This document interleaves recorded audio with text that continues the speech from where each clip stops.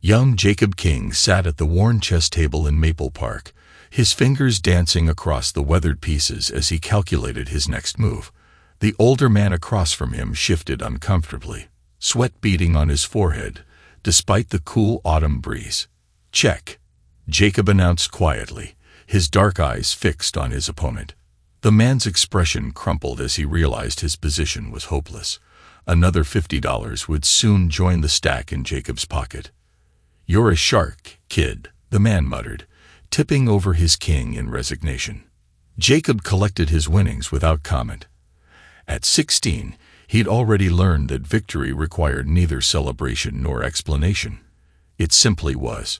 20 years later, that same measured intensity radiated from Jacob as he stood before the board of Wilson Industries, one of Silicon Cove's most prestigious tech firms. The presentation slides behind him displayed complex market analysis and strategic recommendations that had taken months to prepare. Mr. King, Margaret Wilson, the CEO, leaned forward in her chair. "Your proposal is ambitious, some might say ruthlessly so." "Ruthlessness, Ms. Wilson, is simply efficiency viewed through an emotional lens." Jacob's voice carried the same quiet certainty it had in his chess-playing days. "The market won't show mercy to Wilson Industries. Why should your strategy?" A murmur rippled through the boardroom. Margaret's lips curved into a slight smile. "Indeed. Well, I believe we've heard enough. King's strategies will have our answer by the end of the day." Jacob gathered his materials, his mind already racing ahead to the next meeting, when his phone buzzed. Anna's name flashed across the screen. He stepped into an empty conference room to take the call. "Hey, beautiful," he answered, allowing warmth to seep into his voice. Anna was the one person who had ever seen past his carefully constructed walls. "Jacob." Her tone was oddly flat. Something in his chest tightened. "I filed for divorce." He gripped the phone tighter, knuckles whitening. "What?" "I've moved on. With someone else. I've already sold the apartment." A pause. "I'm keeping Bear." Bear, their German shepherd. The dog Jacob had surprised her with on their first anniversary. The one who slept at the foot of their bed every night. "The apartment." His voice remained steady, even as his mind raced. The penthouse they'd bought with his first major consulting fee. The home where they'd hosted dinner parties, made plans, and built their future. "Yes, the papers have been signed. You'll need to find somewhere else to live." Another pause. "Good luck starting over." The line went dead. Jacob stood motionless, phone still pressed to his ear. Numbers flashed through his mind. Joint accounts, property deeds, investment portfolios, all the financial threads that bound their lives together. Threads that Anna had apparently been quietly unraveling. His phone buzzed again. Margaret Wilson's office. "Mr. King, the board has approved your proposal. We'd like to move forward immediately." "Excellent." No tremor betrayed his inner turmoil. "I'll have the contracts drawn up by tomorrow." "Are you all right, Mr. King?" "You sound." "I'm perfect," he cut in smoothly. "Now about those contracts." As he outlined next steps, his free hand opened his laptop, fingers flying across the keyboard. Bank accounts, credit cards, investment portfolios. By the time he hung up, he'd initiated a cascade of financial safeguards that would protect his assets from whatever Anna had planned. The drive home was a blur of strategic calculations. Each red light brought new realizations. Anna's careful organization of their financial documents, her sudden interest in his business dealings, those late nights at the office showing properties to motivated buyers. He'd been playing chess while she'd been playing him.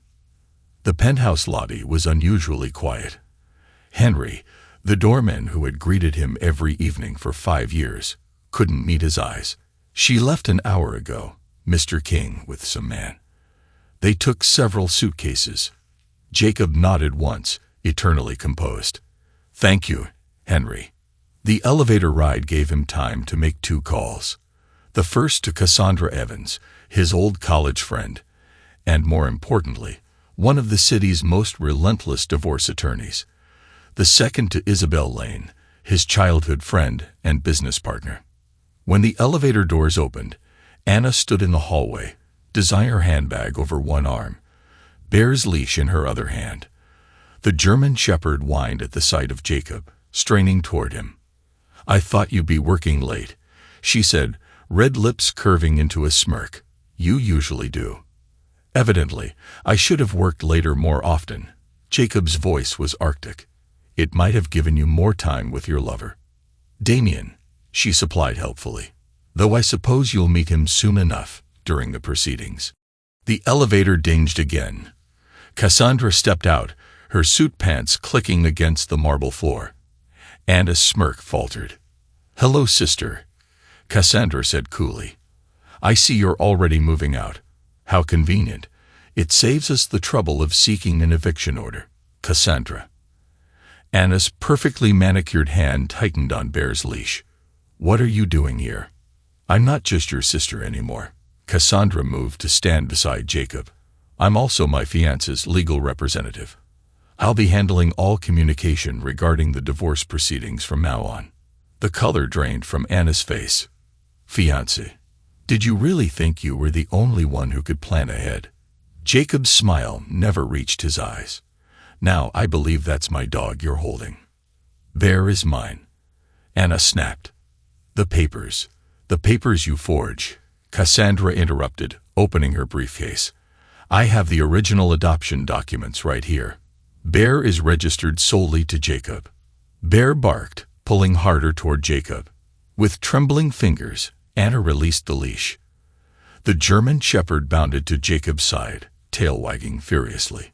"You can't do this," Anna whispered. "I haven't even started." Jacob stepped past her into the penthouse, Bear at his heels.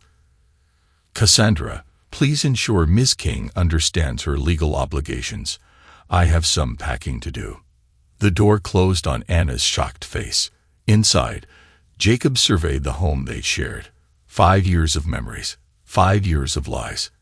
His phone buzzed. A text from Isabel. "My guest room is ready. Take all the time you need."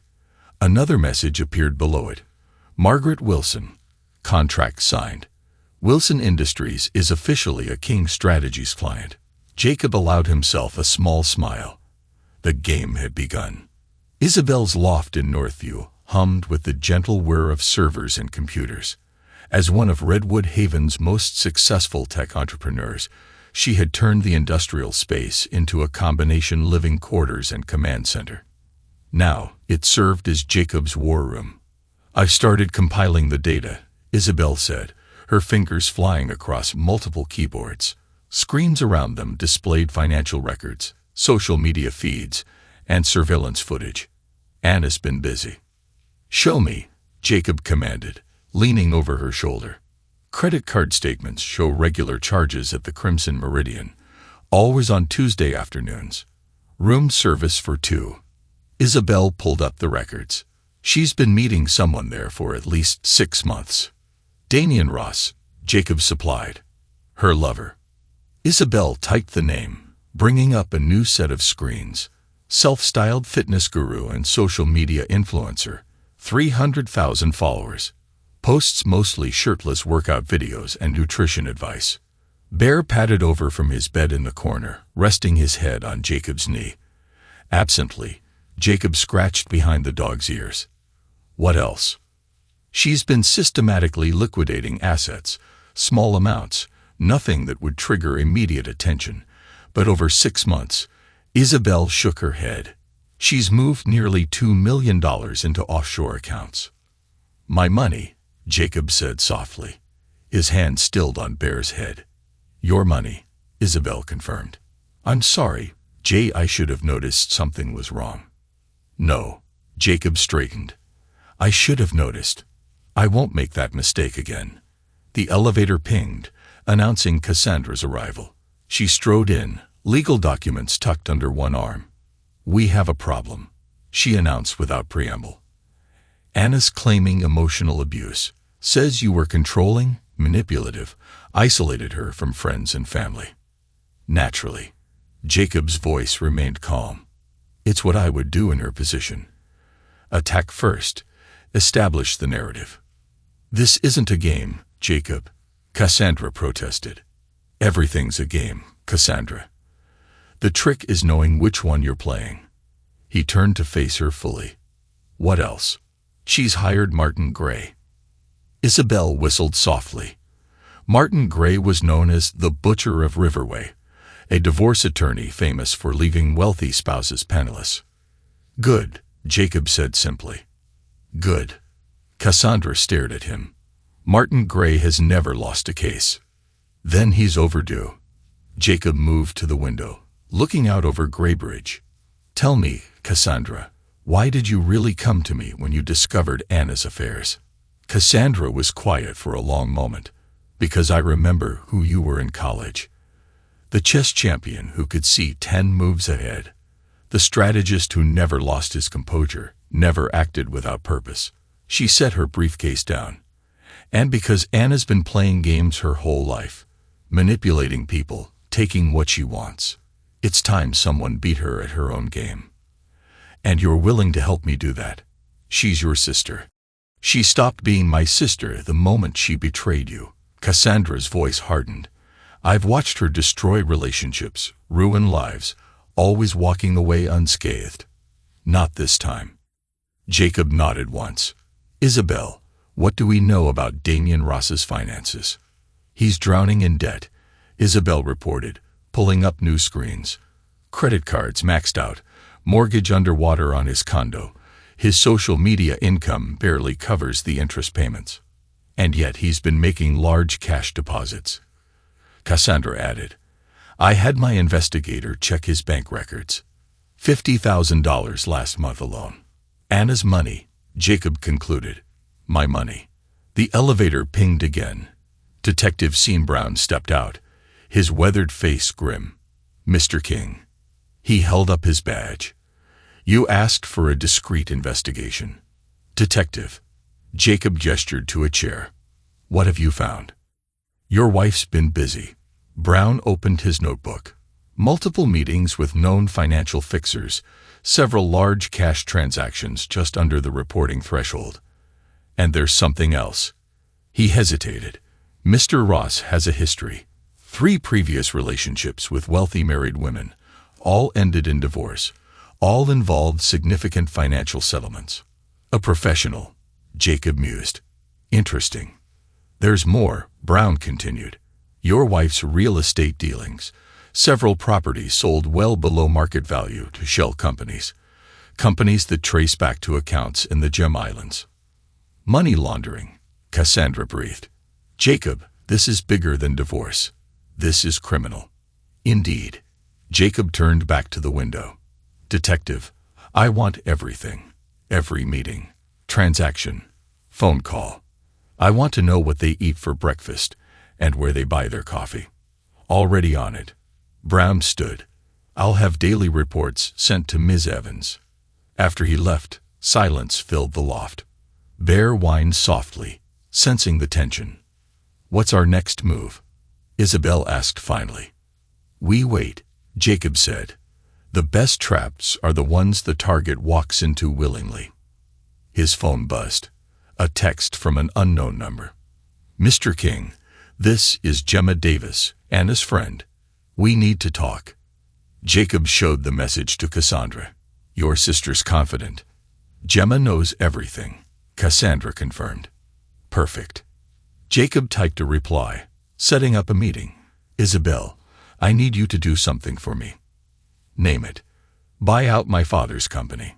Both women stared at him. Arthur King's business empire was worth billions. Jacob, Isabel said carefully, even with both our resources combined. Use whatever means necessary. I want controlling interest by the end of the week. May I ask why? Jacob's smile was razor sharp. Because the best way to destroy someone is to take away everything they want. Anna wanted my money. Fine. I'll show her what real wealth looks like. He turned back to the screens displaying Anna and Damien's activities. They thought they were so clever, playing their little games. Now they'd learn what happens when you challenge a grandmaster. Bear barked once, as if in agreement. In the reflection of the window, Jacob's eyes gleamed with cold purpose. The pieces were in place. The game was set. Let them come. The exclusive restaurant buzzed with the quiet conversation of Graybridge's elite. Gemma Davis sat at a corner table, nervously shredding her napkin as she waited for Jacob.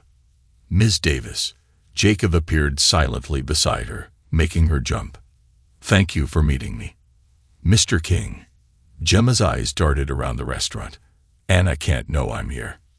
"Naturally." Jacob sat, signaling the waiter. "Macallan 25. Neat." "Ms. Davis." "Just water," Gemma whispered. "I can't stay long." "Then let's not waste time." Jacob leaned forward slightly. "Tell me about my wife's affairs." Gemma's hands trembled as she took a sip of water. It wasn't just Damien. There were others. Many others. Details, Ms. Davis. Names, dates, places. The first was 2 years ago. Richard Bennett, a client.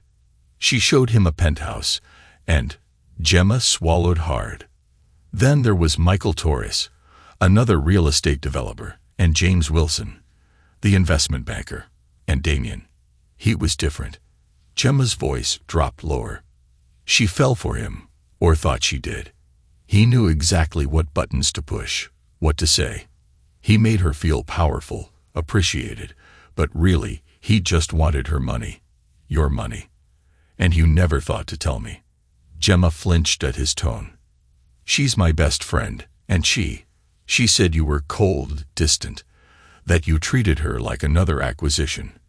"Did she?" Jacob sipped his scotch. "How convenient. But it wasn't true, was it?" Gemma met his eyes for the first time. "I saw how you looked at her, how you treated her. You loved her." "Love is a weakness, Ms. Davis, one I won't indulge again." He placed a thick envelope on the table. "Your loyalty to Anna is admirable. Perhaps this will help you redirect it." Gemma opened the envelope, gasping at the contents. "This is evidence of your involvement in Anna's financial schemes. The money you helped her move, the false documents you notarized." Jacob's voice remained pleasant. "Enough to send you to prison for a very long time." "You wouldn't." "I would." He finished his scotch. "Unless you help me destroy them." Gemma stared at the envelope, then at Jacob. "What do you want to know?" "Everything." Jacob signaled for another scotch. "Start with their routine. Where they meet, what they discuss, their plans." For the next hour, Gemma spilled Anna's secrets. The hidden apartment Damien maintained in Riverton, the offshore accounts they'd set up together, their plans to launch a luxury real estate brand using Jacob's money. "She always said you underestimated her," Gemma finished, her voice hoarse. "That you were so focused on business, your strategies, you never saw what was right in front of you. A common misconception." Jacob stood, buttoning his jacket. "People often mistake patience for blindness. What are you going to do?" "Nothing you need concern yourself with." He placed a business card on the table. "Detective Brown will contact you tomorrow. You'll tell him everything you told me. And if I don't?" "Then that envelope finds its way to the district attorney." Jacob smiled coldly.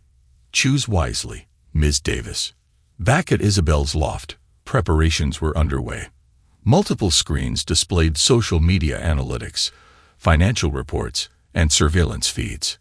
"Damien's followers are starting to notice something odd," Isabel reported, gesturing to a screen.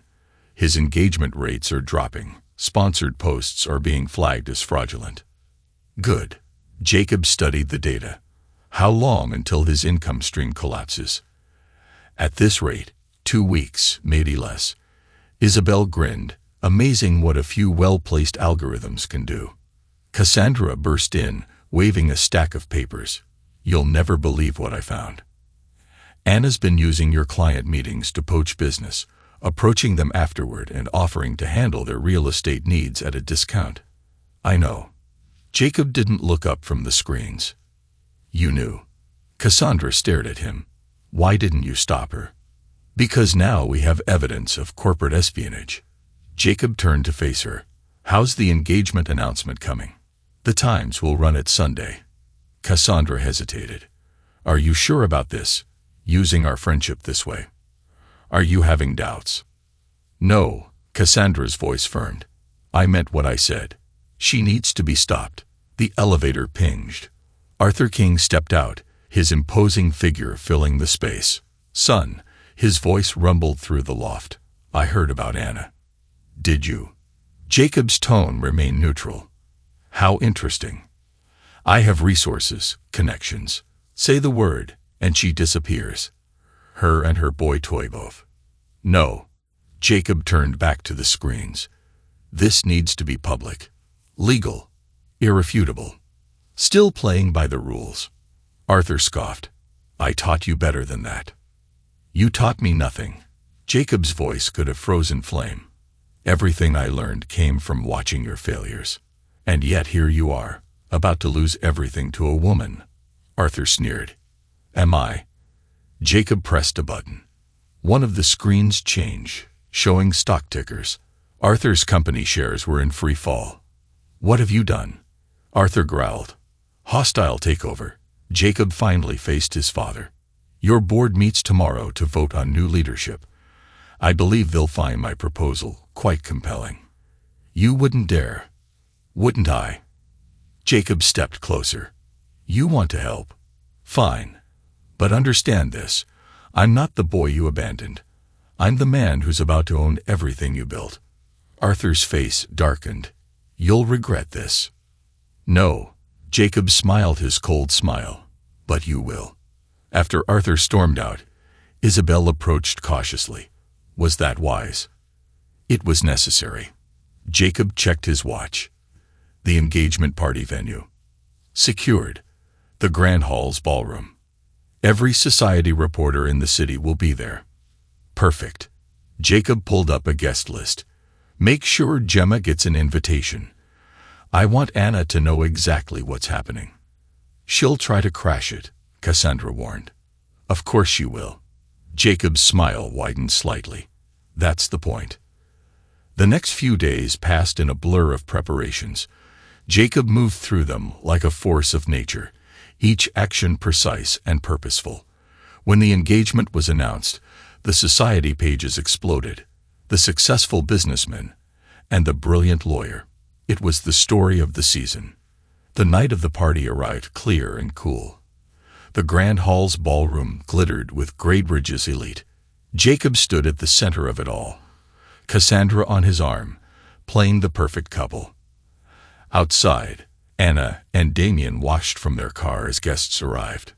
This is insane, Damien muttered. He's marrying your sister. Shut up, Anna snapped, knuckles whitening on her clutch. This is just another one of his games. Maybe we should leave. No. Anna's eyes blazed. I won't let him win. But when they tried to enter, security stopped them. I'm sorry, Miss King. You're not on the list. I'm his wife. Ex-wife. Jacob's voice came from behind them. He stood in the doorway, champagne in hand. And as I recall, you chose to end that arrangement. You can't do this. Anna hissed. I already have. Jacob raised his glass in a mock toast. Enjoy your evening. I know I will. The doors closed on their stunned faces. Inside, Jacob rejoined Cassandra. They came, she noted. Of course they did. Jacob surveyed the room, filled with potential clients and influential figures. And now, everyone knows exactly where they stand. The party was a triumph. By midnight, Jacob had secured 3 new clients and watched Anna's name quietly removed from several charity board lists. Ready for what comes next? Cassandra asked as the last guests departed. Jacob straightened his tie, that cold smile playing at his lips. They wanted to play games. Now they'll learn what it means to lose. The night ended with Jacob back at Isabel's loft, watching the society page coverage roll in. His phone buzzed with a text from Detective Brown. Evidence secured. Ready when you are. Jacob set down his phone, gazing out at the city lights. The first act was complete. His opponents had revealed their moves, thinking they held all the cards. Now, the real game would begin. Anna King stared at her computer screen, her manicured nails drumming against the mahogany desk. The numbers didn't make sense. 3 luxury property deals had fallen through in the past week alone. "This is impossible," she muttered, scrolling through her emails. Another cancellation from a high-profile client. "Unfortunately, given recent market conditions, we'll have to postpone our investment." Her phone buzzed. "Damien, have you seen your Instagram comments?" His voice cracked with panic. "My followers are dropping by the thousands. Someone's calling me a fraud." "Calm down," Anna snapped, but her own heart raced. She opened Instagram, scrolling through Damien's latest posts. The comments were brutal. "Fake followers. Scam artist. Check his certification. It's completely fake. My sponsorship deals are pulling out," Damien continued. "Planet Fitness just canceled our contract. That was my biggest income source." "We'll figure something out," Anna said, but her voice lacked conviction. She pulled up her bank accounts, all showing significantly lower balances than expected. A knock on her office door interrupted her thoughts. Her assistant poked her head in. "Miss King, the Goldstein property. They're backing out. Something about concerns with the market analysis." Anna's grip tightened on her phone. The Goldstein deal would have netted her a 6-figure commission, money she desperately needed now. "Get Arthur King on the phone," she ordered. "I tried," her assistant said quietly. "His office says he's not taking your calls. In fact," she hesitated, "they mentioned he's in meetings about acquiring your firm's building." The blood drained from Anna's face. The building housed her most prestigious office space, the cornerstone of her luxury real estate empire. "That's not possible," she whispered. But she knew it was. Arthur King had the resources to buy half of Lakeview if he wanted to. Her phone buzzed again. A text from Damien. "We need to talk. Now." She found him pacing in their secret apartment in Riverton, his usual confident swagger replaced by nervous energy. "They're digging into my accounts," he said without preamble. "Someone tipped off the IRS about irregularities in my tax returns." "What irregularities?" "The cash deposits." Damien ran his hands through his hair. "The money you gave me to keep quiet about your other affairs. They're calling it unreported income." Anna's blood turned to ice. "Lower your voice." "Don't tell me to lower my voice." Damien grabbed her shoulders. "Do you understand what's happening? He's destroying us." She shoved him away. "Don't touch me. And don't be dramatic. Jacob isn't capable of." "Wake up, Anna." Damien laughed bitterly. "Your perfect, predictable husband. Look around. Our lives are falling apart. You think that's a coincidence?" "He's not that clever," she insisted, but doubt crept in. "No." Damien pulled out his phone, showing her a news article. "Look who just became majority shareholder in your biggest competitor's firm." The headline made her stomach drop. "King Strategies acquires controlling interest in rival real estate holdings." "He's not just rich anymore," Damien said quietly. "He's powerful. And he's using that power to crush us." Anna sank onto the couch, her designer dress wrinkling. "I need to talk to Cassandra, my sister." Damien scoffed. "She's engaged to him." "She's still my sister." But when Anna tried calling, it went straight to voicemail. Again and again. Finally, a text. "Stop calling. Any communication must go through proper legal channels." Desperation clawed at Anna's throat. She typed quickly. "Cass, please. I made a mistake. Damien manipulated me. You have to help me." The response was immediate. "Like you helped destroy the man I love. Don't contact me again." Anna threw her phone across the room. "This isn't happening." "Oh, it's happening." Damien poured himself a drink, hands shaking. "You know what else is happening? Someone sent proof of my fake credentials to the social media companies. My accounts are being suspended for fraud. We can create new ones. It's not just social media." He downed the drink. "My gym license is under review. My clients are canceling. My reputation is ruined." Then we'll start over somewhere else, Anna said. We have money. No, you had money. My accounts are frozen. Damien's voice turned ugly. You promised me wealth, success. Instead, you've destroyed everything I built. Built. Anna laughed harshly. You're a fraud who seduces wealthy women. The only thing you built was a house of lies.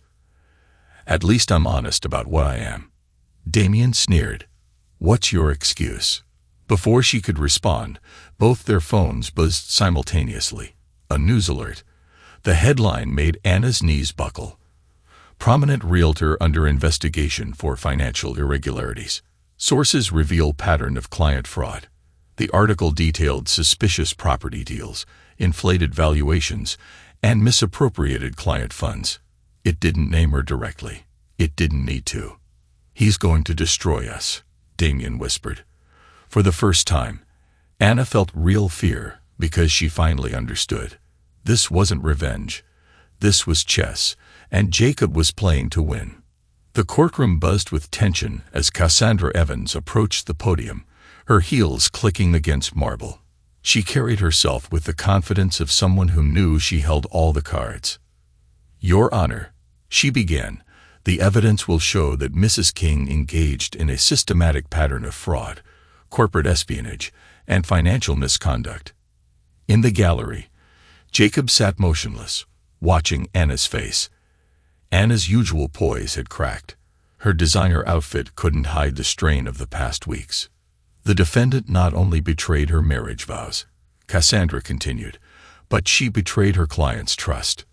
Bank records show she diverted funds from escrow accounts, created false property valuations, and used insider information to manipulate deals. Objection. Martin Gray, Anna's lawyer, shot to his feet. These allegations are unfounded and prejudicial. I have documentation for these claims, Cassandra replied smoothly, producing a thick folder. Bank statements, wire transfers, and testimony from Mrs. King's former clients. Your Honor, Gray protested, these documents weren't part of discovery. Actually, they were, Cassandra smiled. Page 247 of our filing. Perhaps you missed it in your rush to smear my client's character. The judge peered at Gray over his glasses. Overruled. Continue, Ms. Evans. In the back of the courtroom, Arthur watched with growing approval. His son had chosen his warrior well. The evidence mounted throughout the day.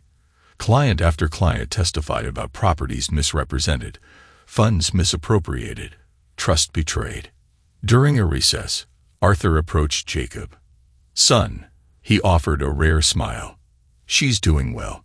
She is. Jacob's voice remained neutral. My offer still stands. Arthur lowered his voice. One word from me. They both disappear. No mess, no publicity. No. Jacob turned to face his father. They need to face justice. Real justice. Justice? Arthur scoffed. Justice is for the weak. Power is what matters. Is that what you taught me? Jacob's voice could have cut diamond. When you abandoned us. When Mother died, and you were too busy with your empire to attend her funeral. Arthur flinched. I did what was necessary. No, you did what was easy. Jacob straightened his tie. I'm doing what's right. He walked away, leaving Arthur staring after him. The afternoon session brought Damien to the stand. He looked pale, his usual swagger replaced by nervous energy. Mr. Ross, Cassandra began. Please tell the court about your relationship with Mrs. King. Objection. Gray jumped up. Relevance.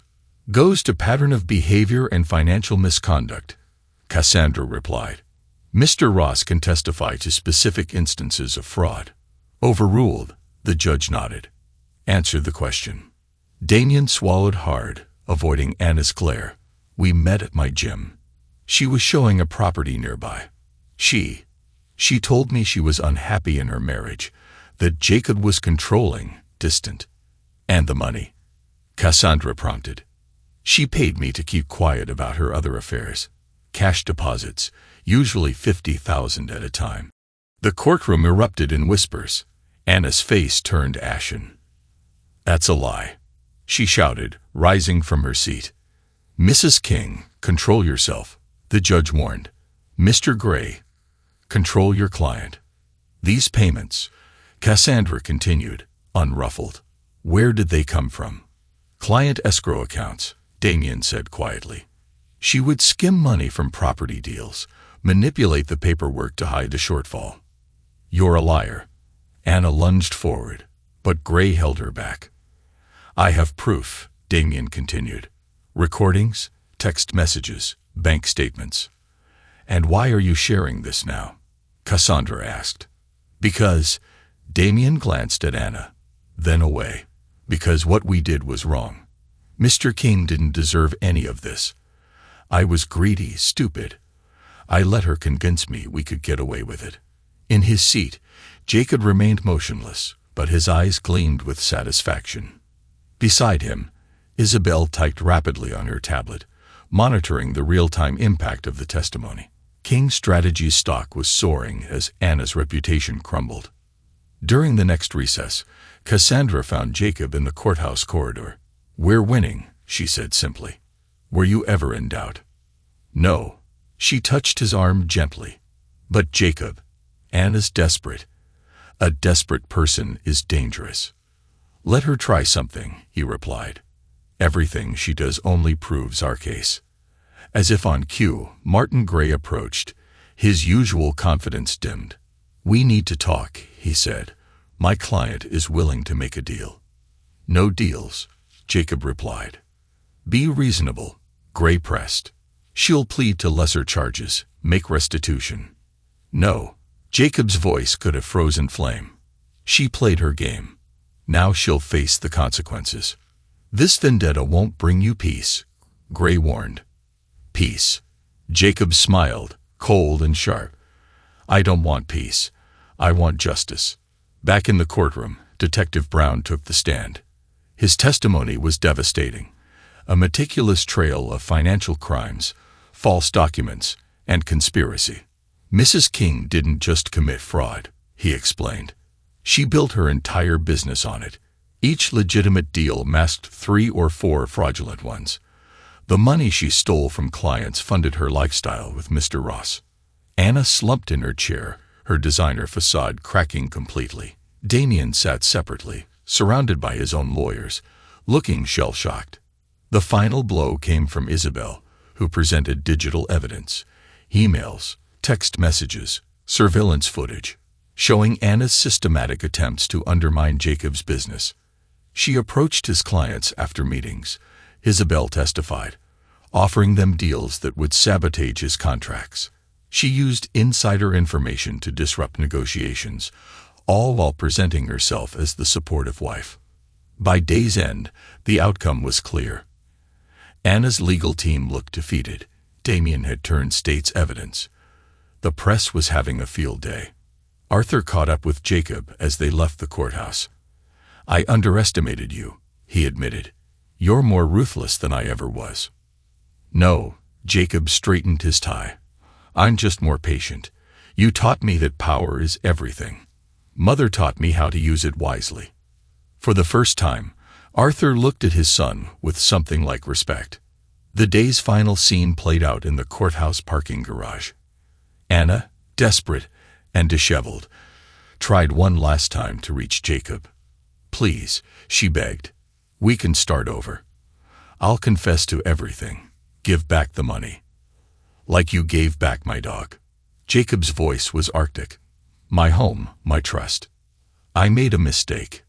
"No." He looked at her with those cold, calculating eyes. "You made a choice. Multiple choices, each one designed to hurt me, use me, destroy me." He stepped closer. "Now you'll live with those choices." "I'll fight back," she threatened. "I'll tell everyone what you really are." "Go ahead." His smile was terrifying in its calmness. "Show them exactly who you are. A liar, a thief, a fraud who thought she could play games with people's lives." He turned to leave, then paused. "Oh, and Anna. Bear sends his regards." The garage echoed with her screams of frustration as he walked away, victory in every step. In the elevator, Cassandra touched his arm. "It's almost over," she said softly. "No," he replied, watching the numbers rise. "This is just the beginning." The jury filed back into the courtroom after 3 days of deliberation. Anna gripped the edge of the defense table, her manicured nails digging into the wood. Next to her, Martin Gray shifted uncomfortably, already sensing defeat. Judge Harrison adjusted his glasses. "Has the jury reached a verdict?" The forewoman stood. "We have, Your Honor." Jacob sat motionless in the gallery, bare at his feet. The German shepherd's ears perked forward, as if he too understood the gravity of the moment. "On the count of financial fraud in the first degree, how do you find?" "We find the defendant, Anna King, guilty." Anna's shoulders stiffened. "On the count of embezzlement from client accounts?" "Guilty." "On the count of corporate espionage?" "Guilty." Each verdict fell like a hammer blow. By the fifth guilty, Anna had slumped in her chair. Her designer outfit couldn't mask her defeat. Cassandra rose, her voice clear and firm. "Your Honor, given the severity of these crimes and the substantial financial damage to multiple victims, the state requests immediate remand pending sentencing." "Objection." Gray jumped up. "My client has no prior record." "Your client," Cassandra cut in, "has just been convicted of stealing millions from her clients while attempting to destroy a legitimate business. She's a flight risk." Judge Harrison nodded. "I agree. Bailiff, take the defendant into custody." As the bailiff approached with handcuffs, Anna finally broke. "You can't do this. I'm Anna King." "No," Jacob spoke for the first time, his voice carrying in the quiet courtroom. "You were Anna King. Now you're just another convicted felon." The click of the handcuffs echoed. Anna turned, eyes wild. "This isn't over, Jacob. I'll appeal out." "You'll what?" He stood, straightening his tie. "Lie more, manipulate more. Your games are finished, Anna. You played. You lost." Bear barked once, as if in agreement. Anna flinched at the sound. In the corridor outside, reporters swarmed. Cameras flashed as Anna was led away, her perfect image finally shattered. Damien's sentencing had come earlier. 5 years, reduced from 15 for his cooperation. His testimony had been crucial in securing Anna's conviction. Cassandra approached Jacob, legal files tucked under her arm. 18 to 25 years, she said quietly. "Given the multiple counts and the amount stolen, she'll serve at least 15. "Good." Jacob checked his watch. "The press conference?" "In an hour. I've prepared statements about client restitution and corporate restructuring." Isabel appeared, tablet in hand. "The market's already responding. King Strategy stock is up 12%, and Anna's firm is in free fall. The board's meeting tomorrow to discuss dissolution." Jacob nodded once. "Make sure our offer to buy their assets is on their desk first thing tomorrow." "Already done," Isabel smiled. "I also have the documentary crew waiting. They want to interview you about corporate fraud prevention." Perfect timing. His voice held a hint of satisfaction. Nothing sells consultancy services like a cautionary tale. Detective Brown approached, looking pleased. "Mr. King, we found the dog's papers, the ones she forged to claim ownership. We can add forgery charges if you'd like." "No need, Detective." Jacob reached down to scratch Bear's ears. "She's lost enough." "That's unusually merciful of you," Cassandra observed after Brown left. "Mercy?" Jacob's eyes gleamed. "No, I want her to spend the next 2 decades thinking about everything she lost. The homes, the status, the power, all gone because she underestimated me." He straightened his cuffs. "That's not mercy, Cassandra. That's torture." Outside the courthouse, reporters shouted questions. "Mr. King, how does it feel to see your wife convicted?" "Ex-wife," he corrected smoothly. "And justice speaks for itself." "What about the claims she built your business?" "The evidence showed exactly who built what. His smile was razor-sharp, and who destroyed their own life through greed and betrayal. Will you be pursuing further charges? That chapter is closed. He took Cassandra's hand. We're focused on the future. The cameras loved it. The wronged husband, dignified in victory, standing with his new fiancée. The perfect redemption story. Later, in the privacy of his office, Arthur visited. Impressive performance, his father said. The press is eating it up. That was the point. Jacob didn't look up from his chessboard. Public opinion is just another piece to move. You've learned well. Arthur poured himself a scotch. Though I still say my way would have been cleaner. Your way. Jacob moved a knight. Having them disappear. That's not justice, father. That's more lies. Since when do you care about justice? Since I learned that true power isn't in what you can hide. Jacob finally looked up. It's in what you can prove. At the women's detention center, Anna sat in prison orange, her perfect makeup gone. Designer clothes replaced by standard-issue garments. The guard announced a visitor. Hello, sister. Cassandra sat across the glass partition. Come to gloat. Anna's laugh was bitter. No. Cassandra's voice was soft. Come to say goodbye. He sent you, didn't he? His perfect little puppet. He doesn't know I'm here. Cassandra leaned forward. I came because you're still my sister. And I needed you to understand something. What's that? You didn't lose because Jacob was smarter or richer or more powerful. Cassandra stood. You lost because you thought love was a weakness to exploit.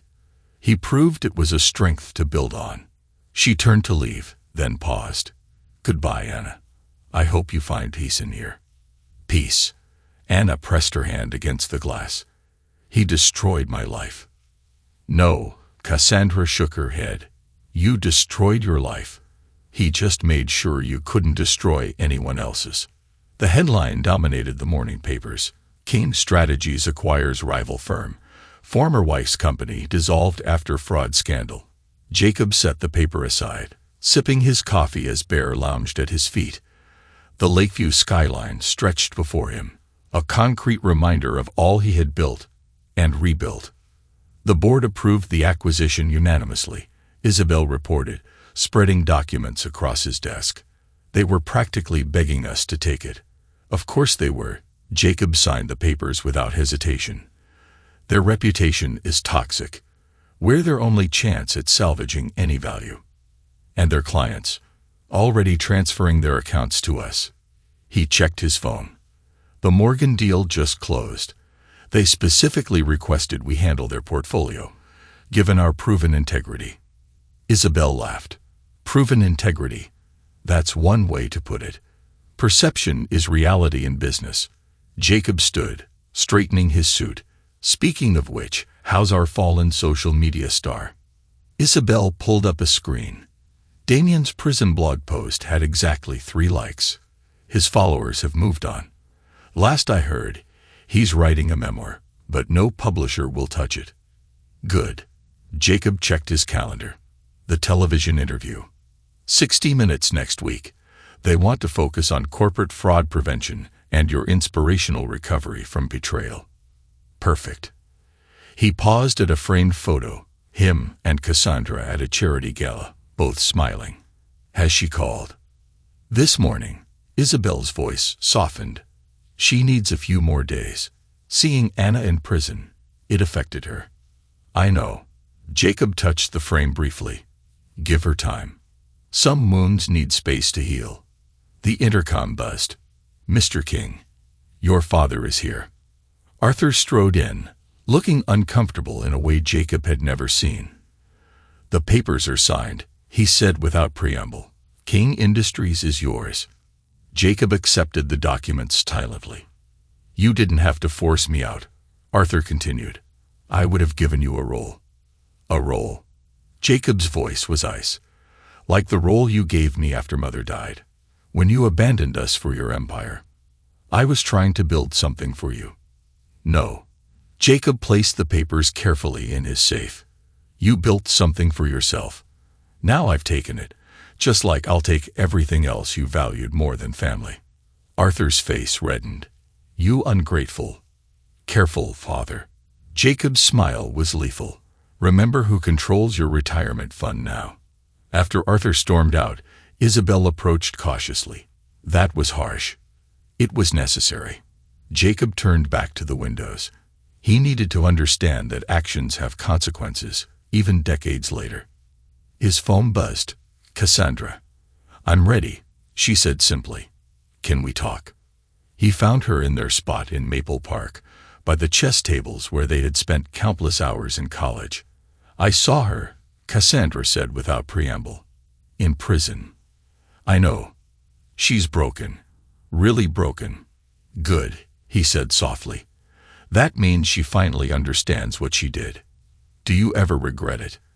How far we took this? No. He took her hand gently. Do you? I regret that it was necessary. She leaned against him. But not that we did it. They sat in comfortable silence, watching chess players locked in eternal battles. I love you, she said finally. Not because of what we did, but because of who you are. Even at your most ruthless, you never lost your honor. He smiled slightly. Is that what you call it? You could have destroyed them quietly, secretly. Instead, you chose justice, real justice. Justice is just revenge wrapped in law, he mused. She turned to face him. Revenge is about making yourself feel better.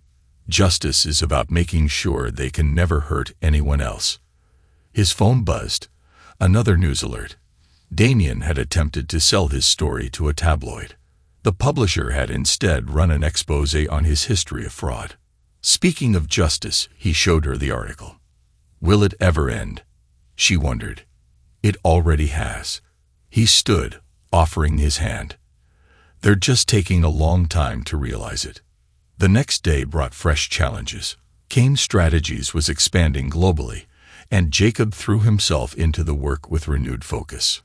London office is online, Isabel reported. Paris next week. The Europeans are particularly interested in our fraud prevention protocols. Send them the case study, he instructed. Redact the names, but keep the details. Let them see exactly how we handle betrayal. Already trending on LinkedIn, she grinned. The business world loves a good morality tale. It's not about morality, he reviewed the contracts. It's about consequences. The intercom buzzed again. Mr. King. Detective Brown called. Anna's appealing her conviction. Let her. He didn't look up. The evidence is ironclad. She's claiming emotional distress, saying you manipulated her into stealing from her clients, into committing fraud. He laughed softly. Let her appeal. Each failed attempt just reinforces the truth.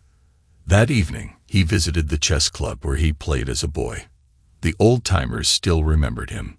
Heard about your wife, one said, moving a pawn. Tough break. Not really. Jacob countered with his knight. Just another game. Life isn't a game, son. Isn't it? He captured the man's bishop. It's all about position, strategy, and knowing which pieces to sacrifice. And what did you sacrifice? Jacob studied the board. Nothing I wasn't prepared to lose.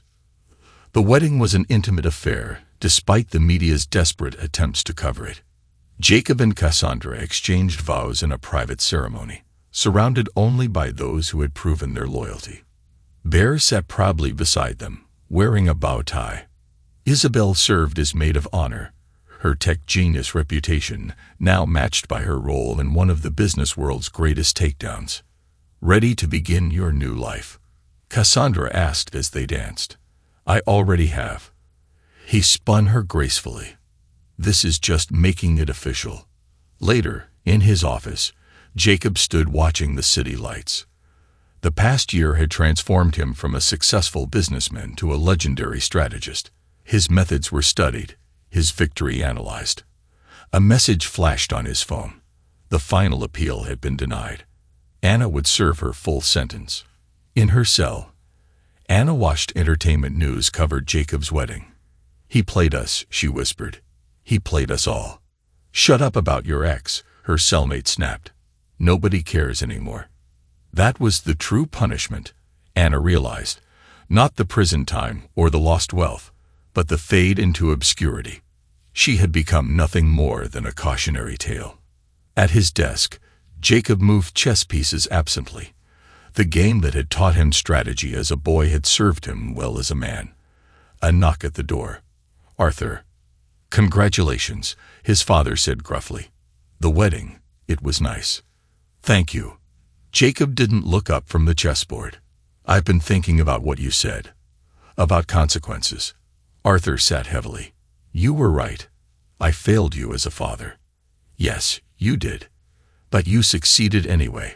Arthur gestured at the office. "You built all this, became stronger than I ever was." "That wasn't the goal." "No."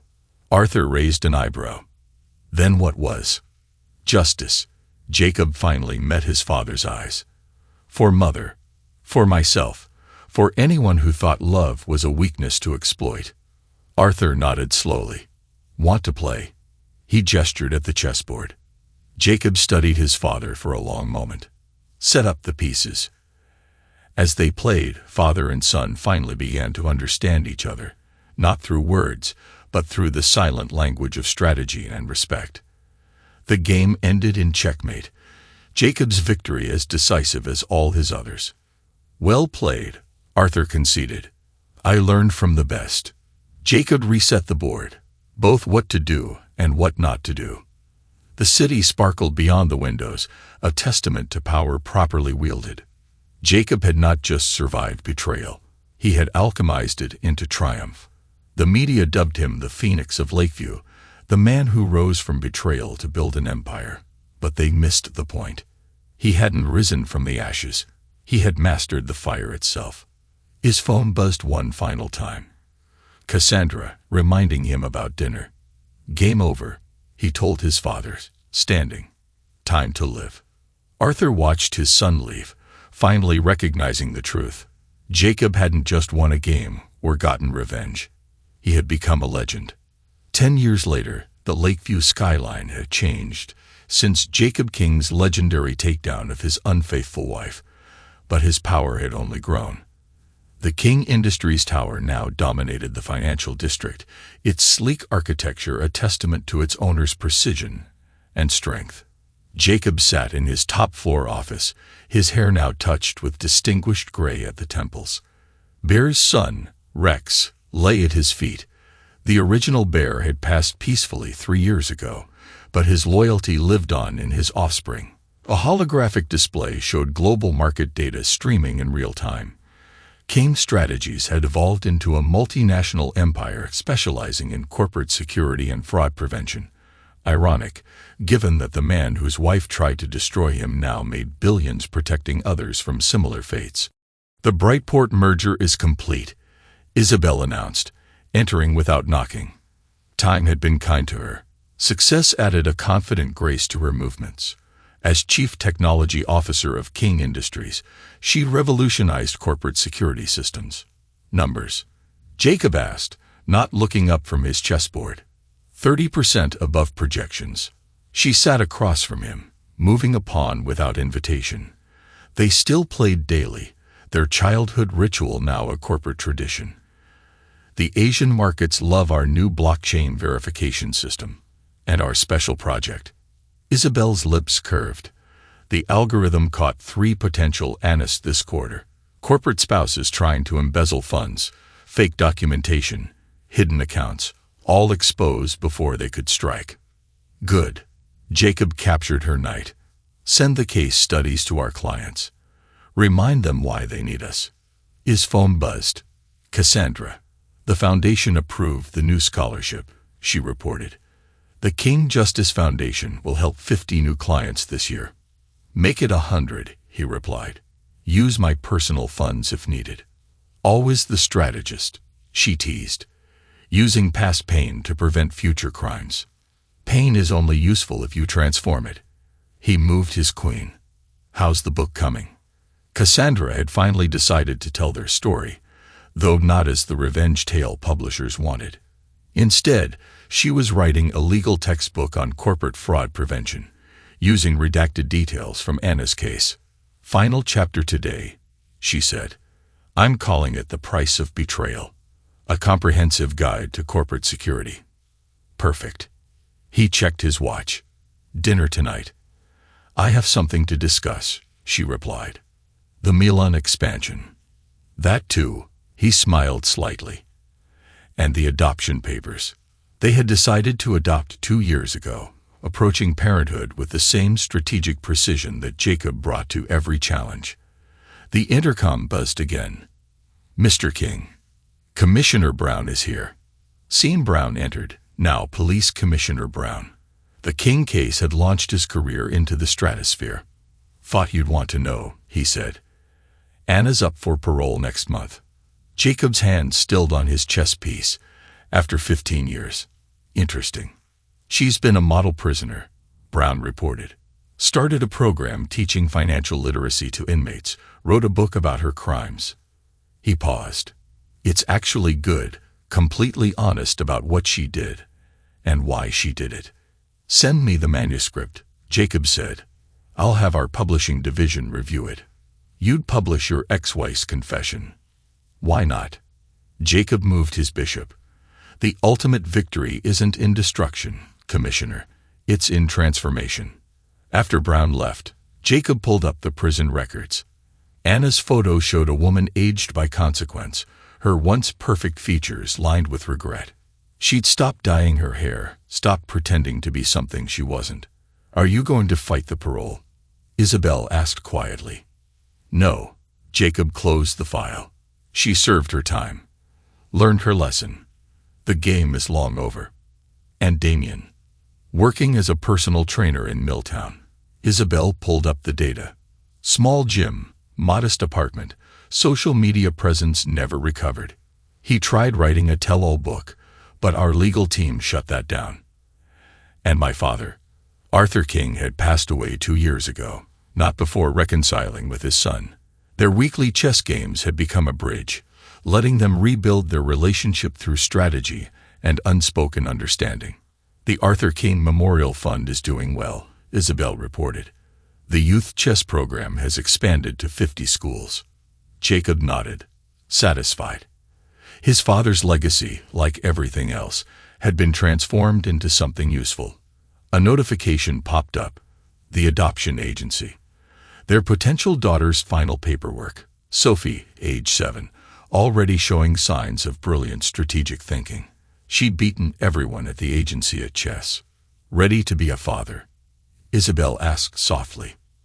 "I've been ready," Jacob replied, "just waiting for the right moment. The right child." "You've changed," she observed. The old Jacob would have calculated risks, planned contingencies. "I still do," he smiled slightly. "But now I plan for joy, not just survival." His phone lit up with the adoption agency's final approval. Sophie would arrive next week, ready to learn the game from a master who turned pain into power. "Your move," he murmured to the city lights, to the future, to the endless game of life itself. The chess piece moved with quiet certainty, king to center, claiming its rightful place, not through brutality or betrayal, but through strategy, patience, and the understanding that true victory lies not in destroying opponents, but in building something they could never tear down. In his pocket, he carried a small photo of Bear, his loyal companion through the darkest days. Rex whined softly, so like his father, reminding Jacob that loyalty, once earned, transcends generations. The empire he had built would stand for generations, not as a monument to revenge, but as a testament to transformation. Each department, each subsidiary, each charitable foundation served a purpose, protecting others from the pain he'd endured, turning bitter lessons into powerful tools. Cassandra joined him at the window, her hand finding his. Together, they had transformed betrayal into blessing, pain into purpose. Their marriage wasn't just a personal victory, but a symbol of redemption itself. "Sophie's room is ready," Cassandra said softly. "The chess set you had made for her arrived. Hand-carved." He nodded. Each piece tells a story. Our story. Parts of it. He turned to face her. The parts about victory, about rising stronger, about building something lasting from temporary pain.